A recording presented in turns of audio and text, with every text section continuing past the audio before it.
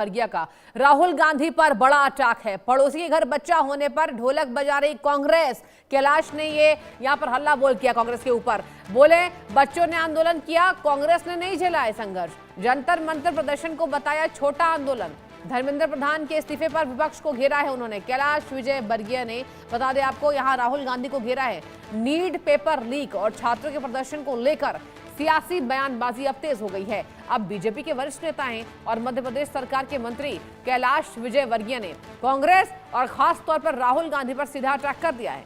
अब देखिए, धार दौरे पर पहुंचे कैलाश विजयवर्गीय ने जंतर मंतर पर हुए छात्र प्रदर्शन को लेकर विपक्ष की भूमिका पर सवाल उठाए। उन्होंने कहा कि आंदोलन छात्रों ने किया है, लेकिन कांग्रेस इसे अपना आंदोलन क्यों बता रही है। कैलाश विजयवर्गीय ने तंज कसते हुए कहा कि पड़ोसी के घर बच्चा होने पर ढोलक बजाने जैसी स्थिति कांग्रेस की है, क्योंकि इस मामले में उनकी कोई भूमिका नहीं है। उन्होंने सवाल उठाया कि क्या कांग्रेस ने छात्रों के साथ संघर्ष किया था, क्या कांग्रेस के कार्यकर्ताओं ने लाठी खाई। उन्होंने विपक्ष पर निशाना साधते हुए कहा, बंगाल चुनाव के बाद निराश विपक्ष को अब आंदोलन से उम्मीद है। वहीं धर्मेंद्र प्रधान के इस्तीफे की मांग को लेकर उन्होंने विपक्ष पर हमला बोला। कैलाश विजयवर्गीय ने कहा कि ऐसे फैसले उन ताकतों के मंसूबों को खत्म करते हैं जो देश की हिंसा फैलाना चाहती है। उन्होंने राहुल गांधी की राजनीतिक सोच पर भी सवाल उठाते हुए आरएसएस को समझने की सलाह दी है। राहुल गांधी ने, देखिए, कल प्रेस कॉन्फ्रेंस किया था, आपको याद होगा। धर्मेंद्र प्रधान के इस्तीफे के बाद उन्होंने कहा कि प्रधान हैज टू गो और ही इज गॉन, ऐसे राहुल गांधी ने तंज कसा था। अब बता दें आपको, मध्य प्रदेश में बड़े मंत्री हैं कैलाश विजयवर्गीय। उन्होंने कह दिया कि जैसे बच्चा होता है ना पड़ोसी में, तो ढोल बजाया जाता है, वही काम कांग्रेस कर रही है। मतलब हुआ कुछ और, छात्रों का प्रदर्शन, छात्र बेचारे संघर्ष कर रहे थे, लाठियां उन्होंने खाई। कांग्रेस क्यों माइलेज ले रही है? देखिए, सीधा कटाक्ष वही था कि कांग्रेस इस आंदोलन को अपना क्यों बता रही है।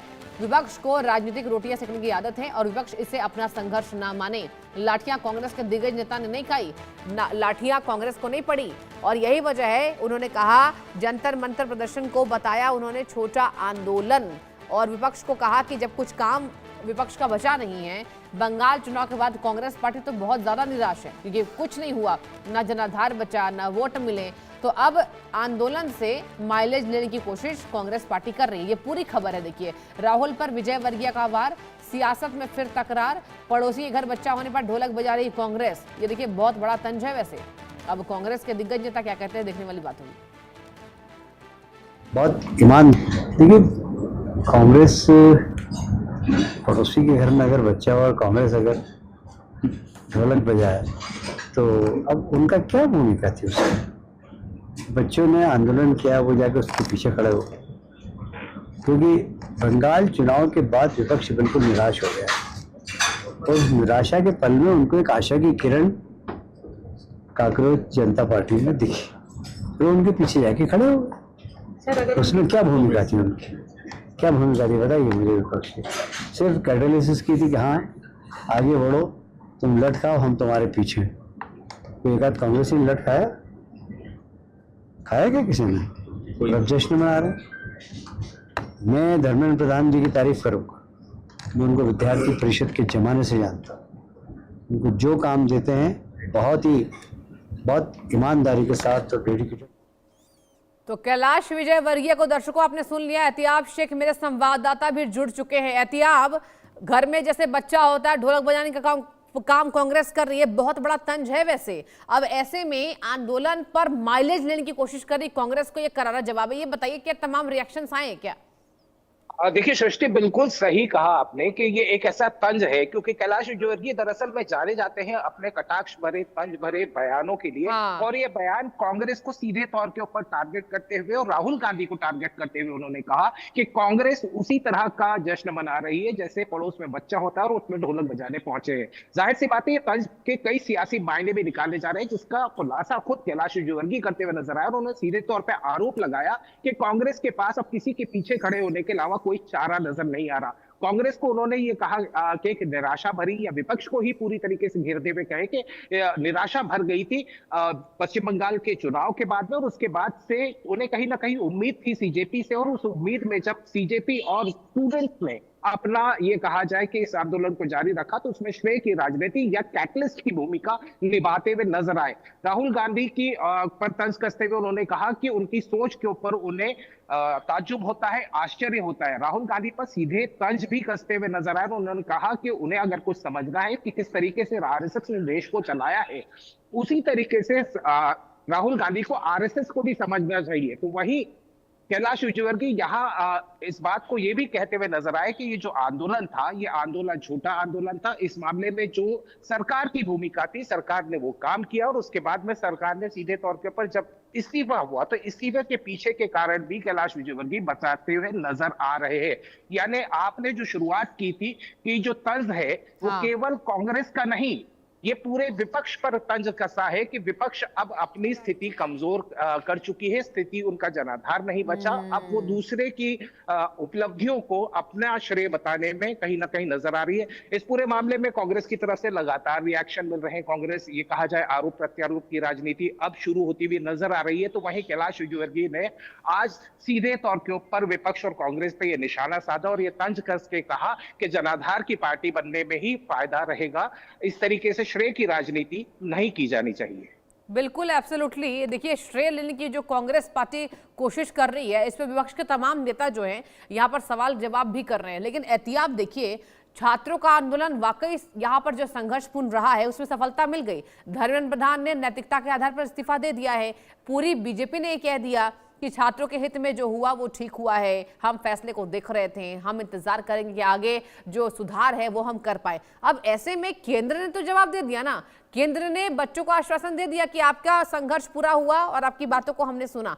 अब तमाम विपक्षी पार्टी इससे राजनीतिक रोटियां सेकने की कोशिश कर रही है, तो देखिए जनता भी समझ रही है। आप देखिए सृष्टि, बात वही आके टिक जाती है कि आखिर किया किसने, श्रेय किसको मिलना चाहिए, हुआ कैसे, वो संघर्ष किसका था, और उसके बाद उस संघर्ष में कैटलिस्ट बनके अगर आप नजर आते तो कैलाश विजयवर्गीय जो तंज कस रहे वो कहीं ना कहीं तमाम विपक्ष के ऊपर इस बात पर तंज कसते हुए नजर आ रहे हैं कि जनाधार लीजिए न कि श्रेय लीजिए। बिल्कुल, जनाधार लीजिए ना कि श्रेय लीजिए। लेकिन देखिए, एहतियात ये बताइए कि बीजेपी के तमाम यहाँ पर नेताओं का रिएक्शन आया है क्या? क्योंकि कल प्रेस कॉन्फ्रेंस में राहुल गांधी ने आरएसएस पर कटाक्ष किया, भारतीय जनता पार्टी पर किया, नीट पर किया, तो ऐसे में वार पलटवार ये बहुत कॉमन है। एहतियात देखिए, वार पलटवार का रिएक्शन हमने कैलाश विजयवर्गीय के बयान से ही समझ में आ जाता है, जब वो राहुल गांधी को इस बात की नसीहत देते हुए नजर आ रहे हैं कि उन्हें, राहुल गांधी को, आरएसएस की कार्यप्रणाली और आरएसएस के काम को समझना चाहिए, आरएसएस ने किस तरीके से देश को बचाया है। और वहीं धर्मेंद्र प्रधान का जो इस्तीफा रहा है, कैलाश विजयवर्गीय साफ तौर के ऊपर यह कहते हुए नजर आए कि विदेशी ताकतों के जो मंसूबे थे भारत में हिंसा और अराजकता फैलाने के, उससे रोक लगा दी गई है, वो रुक गया। जी बिल्कुल। लेकिन एहतियात देखिए, एक और बात बताइए, अगर बात की जाए मध्य प्रदेश की, तमाम उत्तर प्रदेश की, तो यहाँ पर एक के बाद एक छात्रों के गुस्से के बाद रिएक्शन सामने आ रहे हैं। और ये आंदोलन हमने देखा कि बढ़ाने की कोशिश यहाँ पर बच्चों ने की, और हर जगह से यहाँ पर आंदोलन की जो खबरें हैं वो सामने आ रही थी। अब ऐसे में उत्तर प्रदेश में भी चुनाव है, ऐसे में तमाम राज्यों में जो चुनाव की स्थितियां बन रही हैं, क्या आपको नहीं लगता कि विपक्ष पार्टी सोच रही है कि यही मौका है, यही अंतिम मौका है, अभी अटैक कर दे बीजेपी पर? सृष्टि, एक बात आप और मैं थोड़ा सा याद करते हैं, इस आंदोलन में जब बच्चों से बात की जा रही थी तो वो कहते थे कि हम सत्ता के विपक्ष नहीं हैं, हम किसी पार्टी के विपक्ष में बात नहीं कर रहे हैं, जो गलत हुआ है हम उसके खिलाफ खड़े हैं। ये लाइन बहुत बड़ी है, ये उसी जेंजी की लाइन है जो वहां ये कहा जाए प्रदर्शन कर रहा था। निश्चित रूप से ये कहा जाए कि सवालिया निशान और विपक्ष की तरफ से इस बात को भुनाने की कोशिश जरूर की जाएगी, और निश्चित रूप से ये कहा जाए कि पॉलिटिकल एजेंडा भी बनाया जाता है और तमाम तरह की चीजें सामने आती हैं। लेकिन जो हमने इस पूरे आंदोलन के अंदर रुझान देखा था, वो रुझान था उन स्टूडेंट्स का अपनी बात को लेकर, वो रुझान था स्टूडेंट्स का कि अगर कुछ गलत हुआ है तो उसकी जिम्मेदारी ली जाए, जो कि कहा जाए कि इस आंदोलन के बाद कहीं ना कहीं केंद्र सरकार की तरफ से ये जिस तरीके से इस पूरे मामले के अंदर पटाक्षेप हुआ है, वो कहीं ना कहीं इस बात को इशारा करता है कि अपकमिंग इलेक्शंस तो है। ये कहा जाए कि युवाओं का जो ये जनाधार है वो भी छोटा नहीं है। जाहिर सी बात है, इस पूरे इक्वेशन को अगर देखें, चाहे सत्ता पक्ष की तरफ से देखें चाहे विपक्ष की तरफ से देखें, तो इस आंदोलन ने कहीं ना कहीं एक ये नैरेटिव जो था, जो एक क्लियरिटी है, वो कहीं ना कहीं सामने आ गई कि जो यूथ है वो चाहता है कि उनकी बात सुनी जाए। वो यूथ चाहता है कि वो अकाउंटेबिलिटी की बात कर रहा था, वो अकाउंटेबिलिटी इस सरकार ने उन्हें दी भी, वो जवाब भी उन्हें मिला। जाहिर सी बात है, इन सभी चीजों को ये कहा जाए कि अगर हम समराइज करते हैं तो पक्ष और विपक्ष दोनों के पास कई सारे मुद्दे हैं जिसके ऊपर कई बड़ी राजनीतिक बहस आगे भी देखने को मिलेगी। बिल्कुल, और यही वजह है कि ये देखिए मुद्दा जो है अतियाब ये बड़े स्तर पर हमें नजर आया, लेकिन सबसे बड़ी बात तो ये है कि केंद्र की तरफ से ये बहुत बड़ा फैसला, मतलब किसी ने सोचा नहीं था कि धर्मेंद्र प्रधान का इस्तीफा हो जाएगा, बीते दिन हो जाएगा। और देखिए लंबी चौड़ी चिट्ठी उन्होंने लिखा, कहा कि 10 दिन से आहत था, यानी कि कुल मिलाकर एक्शन लिया जाता है बीजेपी में, ये तो हम कह सकते हैं। एब्सोल्युटली। देखिए सृष्टि, जिस चिट्ठी का आप जिक्र कर रहे हैं धर्मेंद्र प्रधान की, उस चिट्ठी के अंदर इस बात को बहुत क्लियरली उन्होंने मेंशन किया था कि आहत थे, ये कहा जाए कि विचलित थे, कहीं ना कहीं उन्हें। आज कैलाश विजयवर्गीय ने भी इस बात को सीधे तौर के ऊपर मीडिया के सामने कहा कि किस तरीके से पहले दिन से कैलाश विजयवर्गीय कहते हुए सुनाई दिए हैं, उन्होंने कहा कि पहले दिन से धर्मेंद्र प्रधान इस्तीफा देने के लिए तैयार थे। इस पूरे मामले में यह साफ हो जाता है कि संवेदनशीलता जिसकी बात की जाती है, वो संवेदनशीलता कहीं ना कहीं सामने नजर आ रही है।